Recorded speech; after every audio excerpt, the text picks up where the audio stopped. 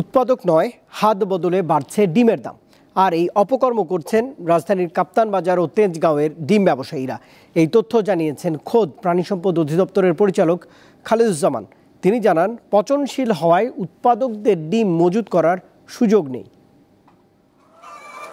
বর্তমানে দেশে আমিষের চাহিদার বেশিরভাগ যোগান দেয় দেশের পোলট্রি শিল্প।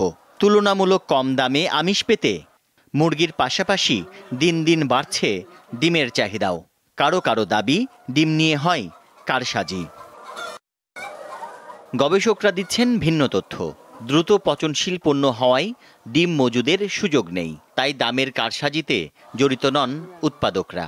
এই মেসেজিং এর মাধ্যমে এটা সম্ভব নয়, অর্থাৎ ডিমের মূল্য বৃদ্ধি করা বা কোনো প্রকার কারসাজি করা এটা সম্ভব নয়। তারা এখন লেটেস্ট টেকনোলজি ইউজ করে বিভিন্ন কাজী ফার্মস বা যেগুলো বড় বড় ব্যবসায়ী আছে, কাজী তাদের মাধ্যমে কিন্তু ডিমের মূল্য নিয়ে কারসাজি করার কোনো সুযোগ নাই।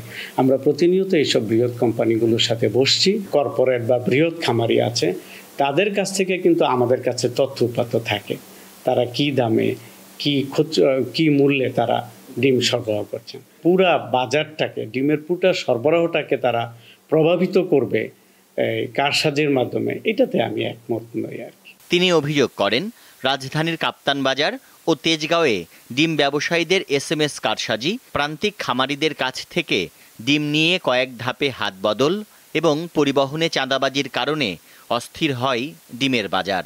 এই 4 থেকে যে 5টা হাত কারণ বাজার আসে, কারণ বাজারের ডিম ব্যবসায়ী সমিতি আছে, কাপ্তান বাজারের ডিম ব্যবসায়ী সমিতি আছে, ওনাদের যে বিভিন্ন পর্যায়ের এই যে 4 থেকে 5টা ধাপ, এই ধাপগুলিকে যদি আমরা কমিয়ে আনতে পারি, অবশ্যই এই ডিম নিয়ে যে কোনো প্রকার কারসাজিটা ব্যাহত করা সম্ভব হবে। পরিবহনের চাঁদাবাজি হয়, কিছুটা চাঁদাবাজির সাথে সম্পৃক্ত।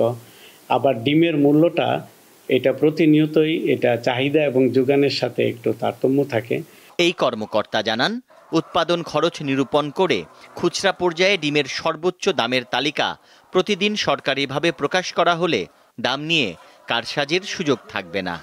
গবেষণার পর একটি প্রস্তাবিত তালিকা সংশ্লিষ্ট মন্ত্রণালয়ে পাঠিয়েছে প্রাণী সম্পদ অধিদপ্তর। তানভীর খন্দকার, দীপ্ত সংবাদ, ঢাকা।